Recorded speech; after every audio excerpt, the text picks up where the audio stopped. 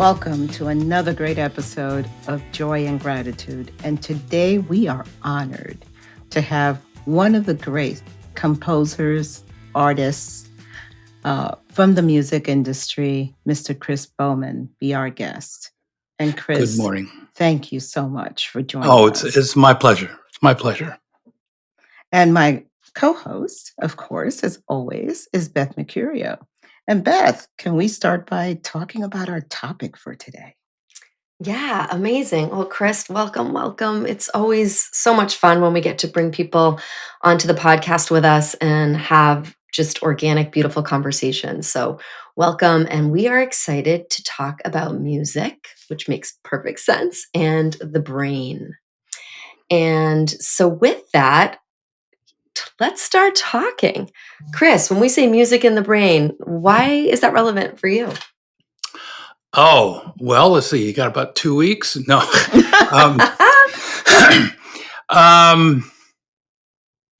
Well, I started out playing the piano when I was 4 years old. The family story goes that I asked my parents for a piano for my 4th birthday present. And they rented a piano, and I sat down and started playing by ear the day the piano arrived. And I always found music, put it this way, I had kind of a tumultuous childhood, emotionally tumultuous childhood. And I discovered early on that the piano was non-judgmental and that it would give back to me whatever I put into it. So music became my safety valve. Whenever there was an issue that I didn't know how to deal with, I would use music to soothe that distress. So I ended up, music has always been a bigger part of my life than me as an individual.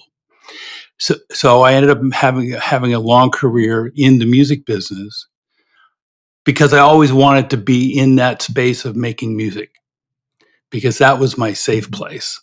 So my goal was not to be rich or to be famous, but to be busy. So that I was never too far detached from that emotional lifeline. About 7 years ago, I was sabotaged in a contract negotiation with my former boss, where he unloaded in a narcissistic rage, so terrifying that I ended up developing PTSD, which I suffer with on a daily basis. So that experience pushed me to try to figure out a different way to use music as a balm for the distress that I was feeling because of this PTSD experience. And I've been able to, I'm kind of fearless about trying new things. So when I realized I had a problem, that traditional EMDR, cognitive behavioral therapy medication, was not necessarily an option for me, I just decided that I would learn everything that I could learn about music in the brain to be able to enable myself to function in a way that was productive. And after numerous career changes through my life, I had no fear of diving forward. I had no idea where it would lead me, but it was clear to me that was the path that I should go on. One thing that's probably relevant to this audience is I've known for a long time that I've had an angel on my shoulder. And when that angel decides to present itself, I've learned it's in my best interest to pay attention. So this kind of shift away from being a music maker to becoming cognizant and conversant in the language of neurology and how music and neurology fit, and how music can change your physiology, became an obvious path for me. So that's kind of a long-winded explanation, but I hope that kind of gives you some background. It does. And I think one of the things that's really special about you being open and vulnerable, I mean, here you are, a multi-Grammy award winning artist, and you're able to say, hey, I got PTSD. And I don't think that often we realize how this can happen at any point in your life. Trauma can happen to you.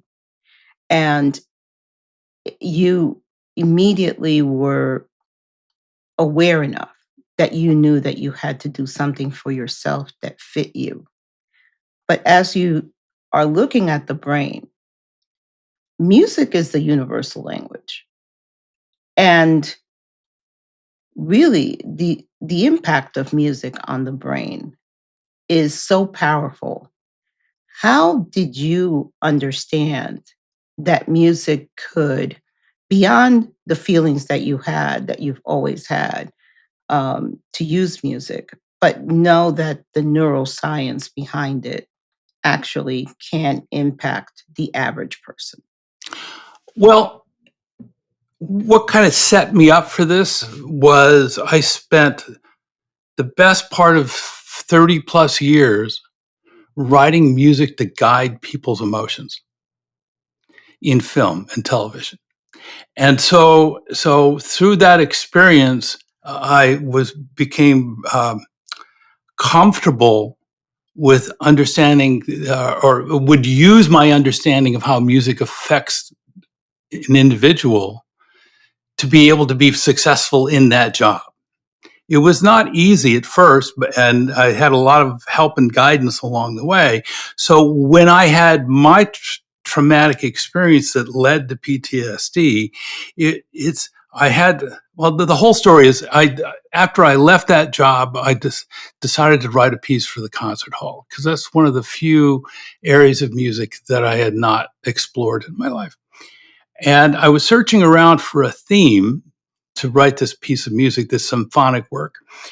And I was kind of stuck, and I was going around in circles, realizing that if I just wrote a random piece of music, it wouldn't mean anything to anybody. And this is something else I want to talk about later, is that without a story, it's just a bunch of sound. And it's the story that connects with the brain and the memory, but music is the trigger to allow that memory to elapse. So I'm sitting there going around in circles trying to figure out, well, what should this be about? And I had no real idea. And then there was a shooting at a place called the Borderline Bar in Westlake, California, where 13 people died and 16 people were injured. And I immediately realized that I could use my musical storytelling experience and skills to be able to enlighten the world, people like myself who suffer and those who don't understand it, what the life of a trauma sufferer actually is. So that's how this whole thing started, was realizing I can use my skills to be able to help other people. But you kind of did that even years ago without realizing when you Well, wrote yeah, I the did. I didn't score have a for label. I Color didn't have a Purple. yeah. I mean, Color Purple, as soon as you hear any of the songs, you are brought into the Oh pain, boy, the suffering you in the know, music you wrote. it's so funny that you say that, because when you're hyper focused on trying to do the job, it's very easy to get tunnel vision and say, oh, I have to focus all of my attention here. And I remember Quincy sent me a promotional copy, or a collector's edition of the soundtrack to The Color Purple. And I remember it because not only was it like a vinyl record, but it was a purple record. and, and so I distinctly remember dropping the needle, and this is after I had seen the complete movie in the theater. The production number, God is trying to tell you something, which is maybe the greatest. I've done countless, production numbers with big casts and all the rest of that. But that has to be one of the most impactful production numbers I've ever seen in my life. And so I dropped the needle and started playing that track, and I was immediately in the movie. It doesn't always happen that way. But for me and that movie, it's an example of how music, when it's attached to a story, when it's attached to an image, can recall that memory, can trigger that memory. And then to think about the long-term memory in the hippocampus is that it remembers everything. It's not segmented. Our ego, our survival mechanism filters that information, but it remembers all of your sensory input that's associated with that particular event. So if you have a piece of music that's attached to that memory, you're going to feel all those emotions again because it's recalling what is stored in your brain. So yeah, I can't necessarily answer the question specifically, but just I know for a fact that music does that. It does that to me, and I've learned through the years that if I feel strongly about something, then that means that other people will respond in a similar fashion. So, Chris, can you share? Because I'm just listening, and I'm sure that our listeners know the experience of music impacting them, that trigger that right, you're talking about, that takes you somewhere else, brings right. you back to a memory. What I'm curious about is when you talk about music making, that is incredible.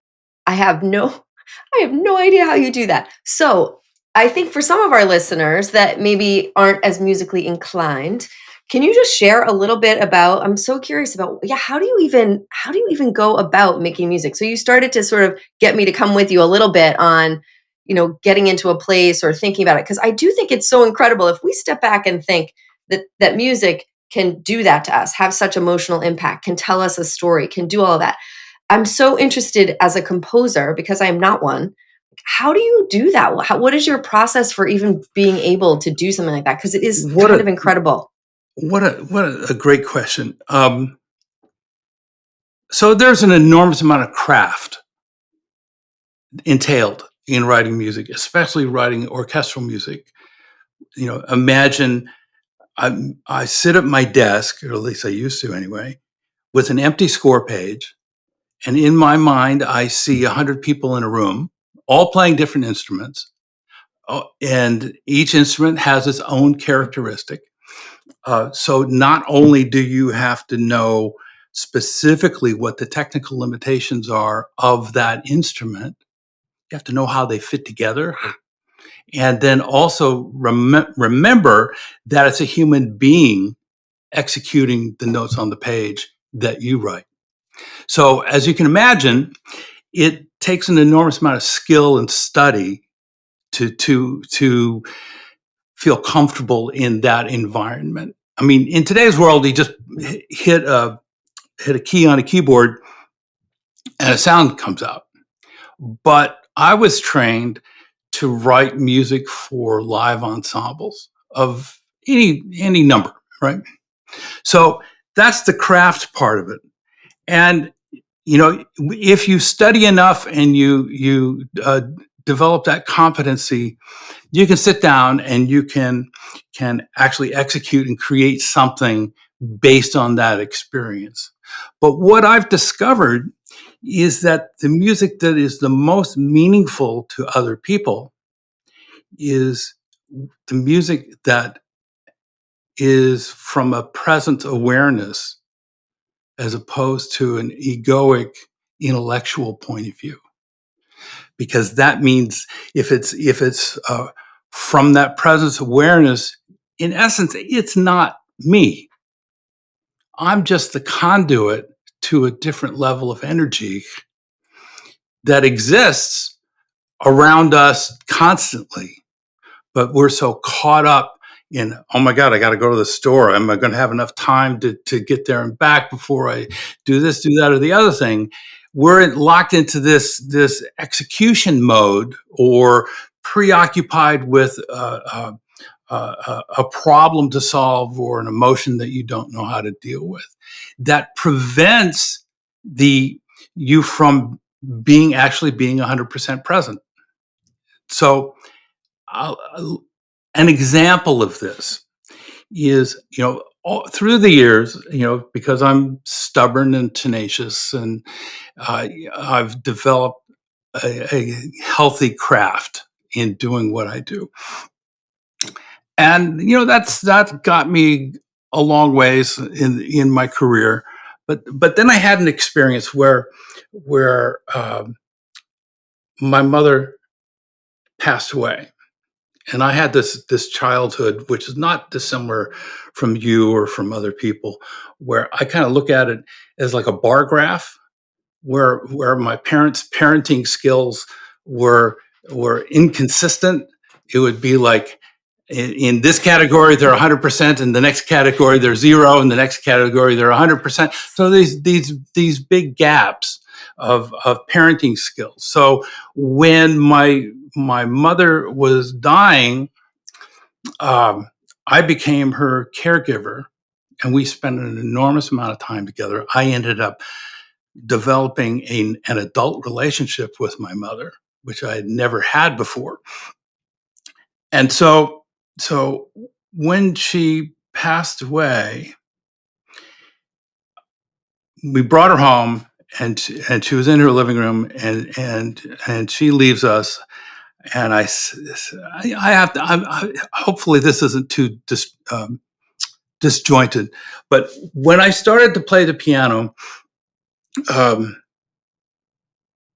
my mother was God bless her. I loved her dearly, but she would, whenever she asked me to play as a boy, and you have to remember, I was so excited about the music that if the front doorbell rang, I would immediately run to the piano and want to play.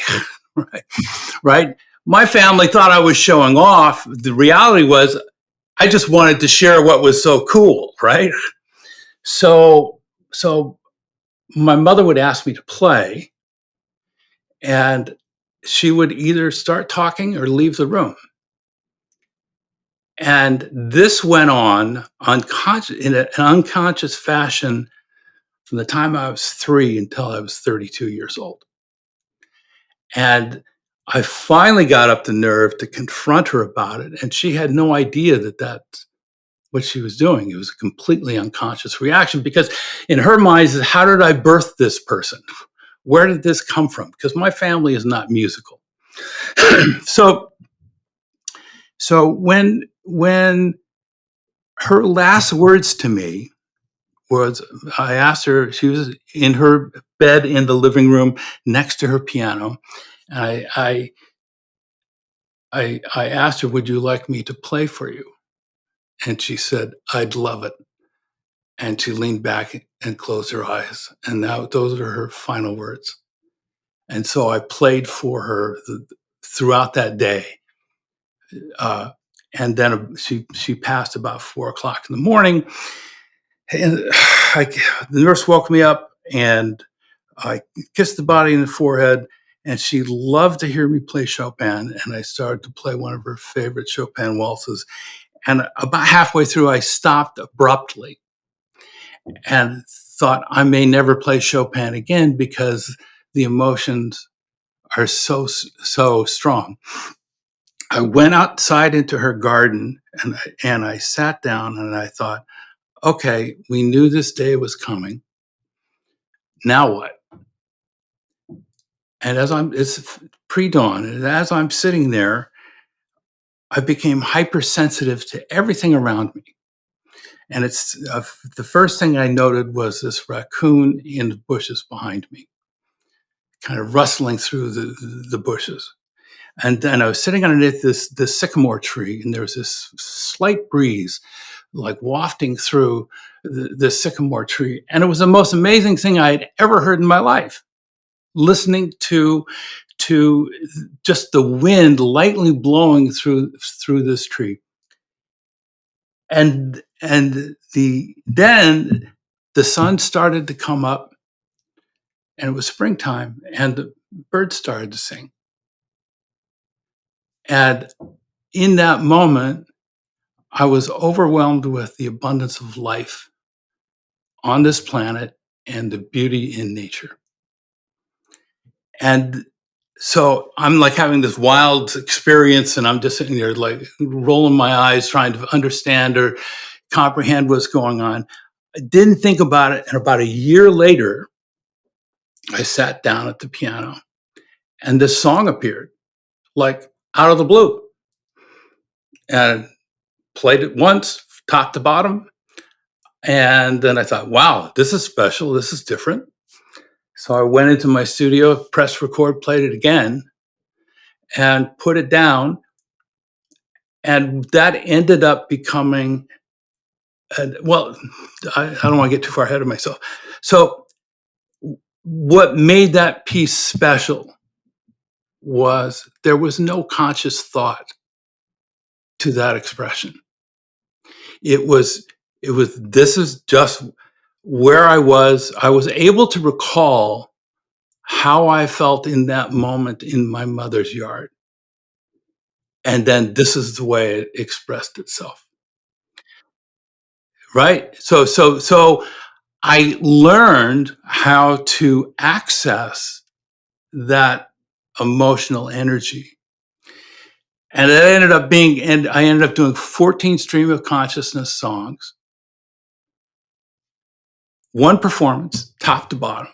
To this day, I couldn't tell you, I couldn't play those songs again because it was just a capture of a moment in time related to that experience. So it's called Songs from the Heart, and it's not the most brilliant pianistic rendition or performance, but what makes it special is the fact that that was as honest a portrayal of what my emotional inner life was at that moment. Now, when I released this record, 2007, self-publishing was in vogue. It was like the big deal, you know. And so I said, well, let's start a record company. We'll put it up on MySpace and see what happens. In 30 days, I had 7,000 MySpace friends and over 700 comments of people who said who were in life transition situations and how this music affected them. And that was enough to say, that's the key. That is the key for me, as well as any other performing artist, to be able to connect with someone else using music as the vehicle. Now, if you look at any other artist, you know, a singer, Michael Jackson or Tina Turner or even Oprah Winfrey,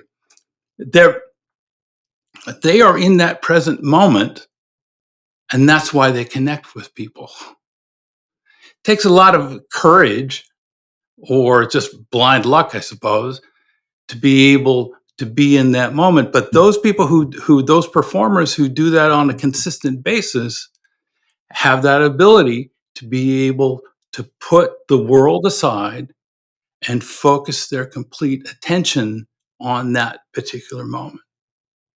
So to answer your question about where does the music come from, I can't tell you. I honestly, I don't have, I can't articulate that. All I can say is that when I'm in a place to be able to do that, the best music, the most impactful music, comes when I'm able to put myself in that moment of presence in related to whatever the goal is or whatever the experience is at that moment. Yeah, it's amazing. We talk about in this podcast flow and presence. And even in music, it's the cornerstone. Of It course. Well, you truly know, is the cornerstone. I was thinking a lot about that before we came on. You know,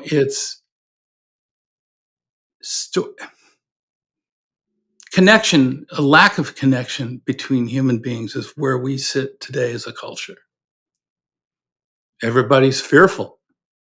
And they're fearful because they don't understand the world. If you read Joseph Campbell, The Power of Myth, or understand anything about mythology, stories are what keeps people sane. It's in Campbell's explanation, which I paraphrase very crudely. The Greeks created gods to be comfortable with what they didn't understand, right? Mhm. The Zeus, Apollo, you, Right. you name it. They were all created so the Greeks at that time could go to sleep at night and know that Apollo was going to raise the sun in the morning.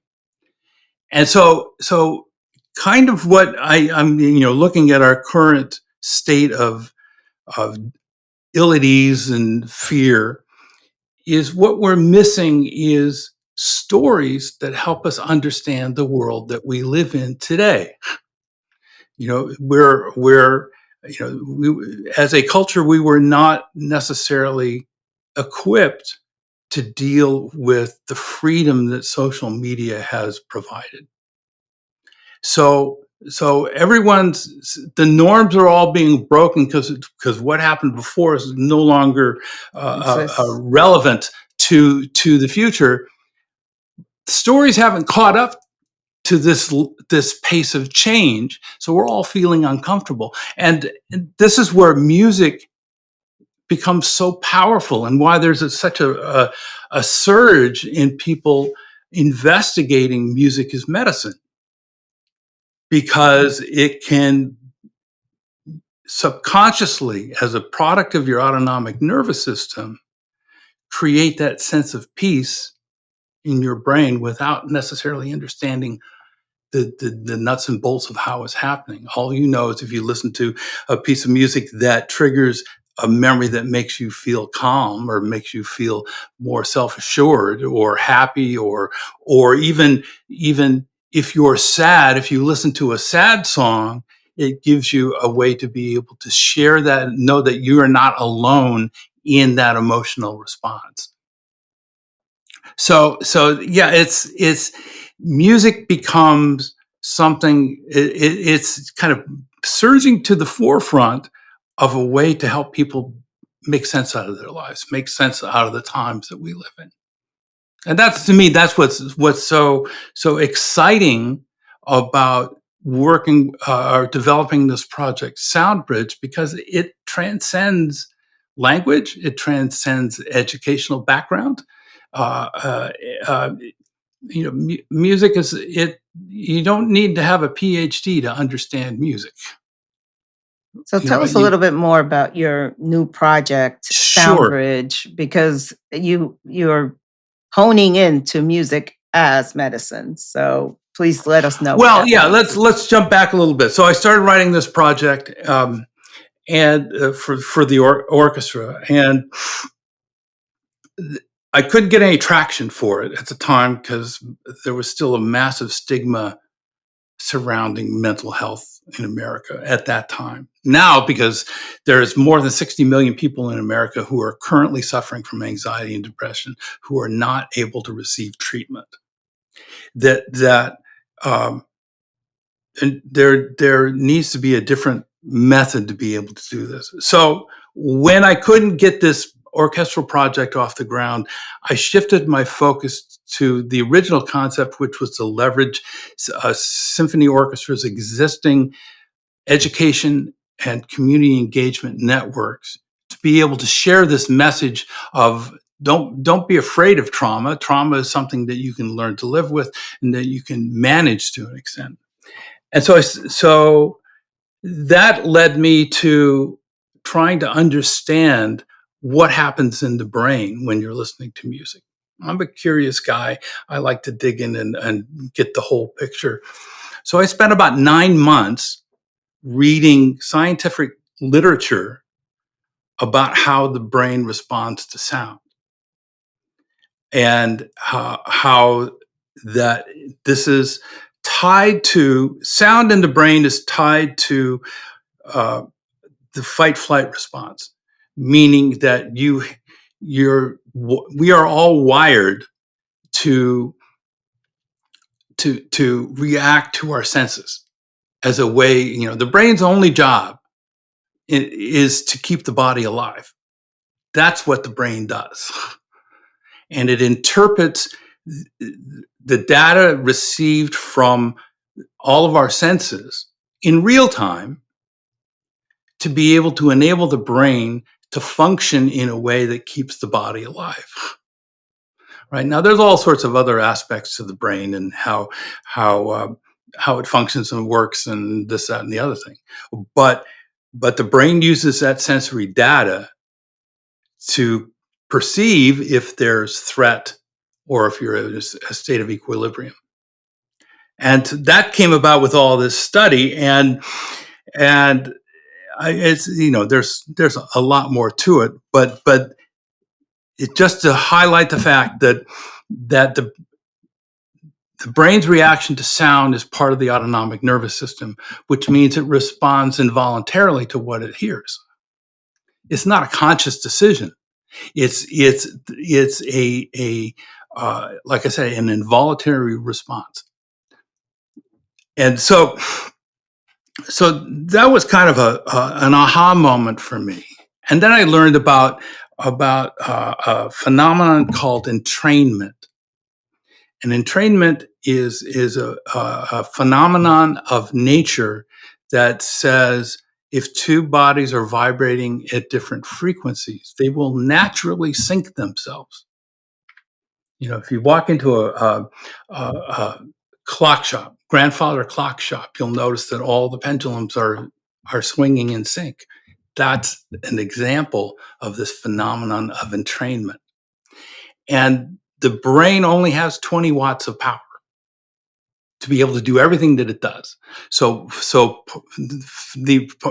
big part of the what's amazing about the brain is that it is constantly looking for efficiencies because it has only has so much power, right? So what I learned was applying this concept of entrainment is if your heart rate is racing, if you're anxious and your heart rate is elevated for whatever reason, if you listen to a pulse or a piece of music that is slower than your heart rate, your brain will interpret that as a mismatch and adjust your physiology, your heart rate, your breath rate, your blood pressure to be able to match the input that it's getting from the sound that it's listening to. And at that moment, I realized that, well, mindfulness, as is commonly referred to here in the United States, is Tibetan bowls and Asian music. Now, I have Asian friends who I've talked about this concept with. One young man, he said, when I was growing up in Taiwan, every day after lunch, they'd play this song. And to this day, when I hear that song, it makes me want to go brush my teeth. That was the school's cue to get the kids to brush their teeth, right? So what that getting the American culture, especially in the Southeast, where country music is a dominant genre of music, to ask somebody to listen to a piece of music from a different culture as a preamble to getting help, feeling better, is probably too far a bridge to cross for them to be able to adopt it, embrace it, and engage with it. When I learned that it's not genre of music that is important, it is the tempo of the music that you're listening to that your brain responds to.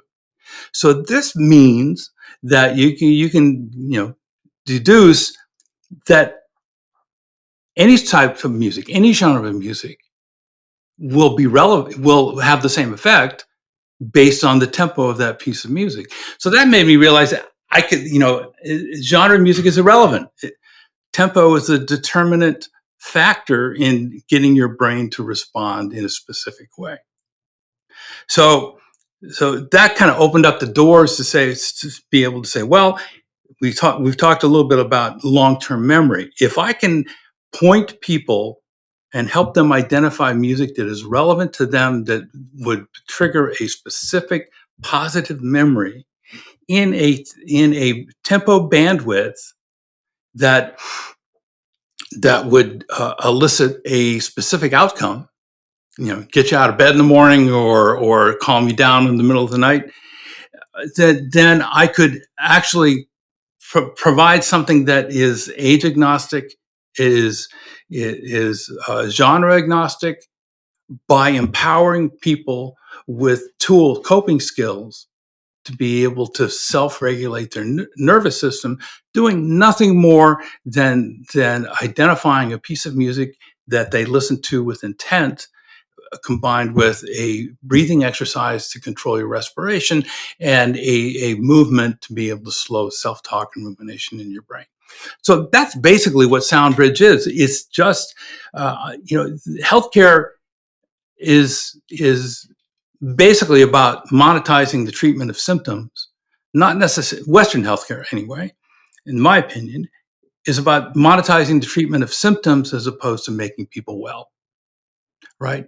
So this is about empowering people with a coping skill as opposed to continually making money off of treating a symptom that doesn't go away. So see, the other aspect of this is it's 100% natural. It's organic. There's no pharmacological impact or risk involved.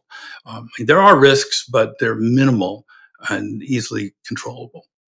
So that's the basis of what Soundbridge is all about, is me taking my personal pain of my PTSD experience and turning that into purpose to take my particular skill sets and experience to be able to help other people. It is so powerful. And I personally, having used music as my anchor through my trauma, am so excited that you are bringing this to the market. And just the fact that it is not just about money, but it is about wellness.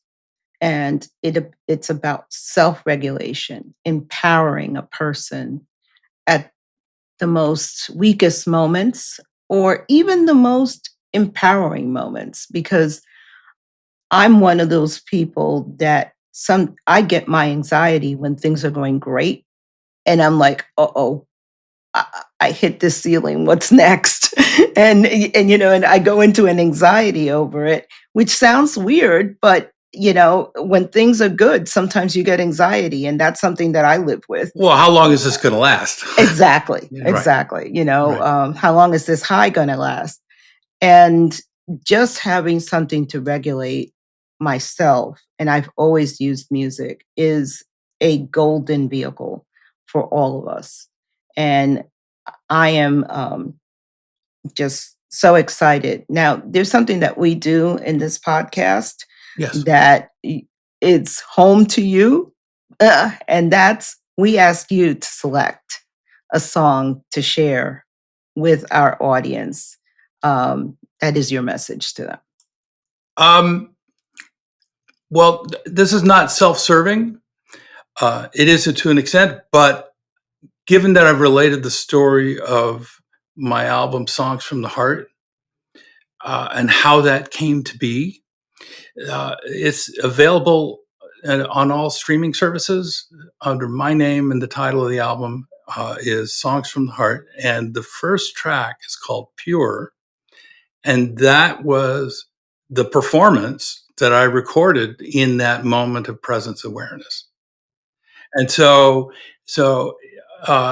there again, it comes back to the idea of attaching the music to a story that makes it more impactful than just a random piece of music. Because hopefully, if your listener listens to that song, they will remember the story of how it was created and give them a different context.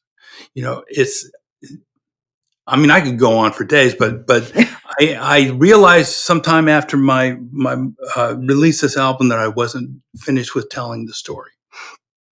So I wrote a play. I'd never wrote a play before, but it was just something I felt compelled to do. So I wrote this 2-act play with 3 characters, and I ended up doing a staged workshop off book with and produced 2 nights of this show.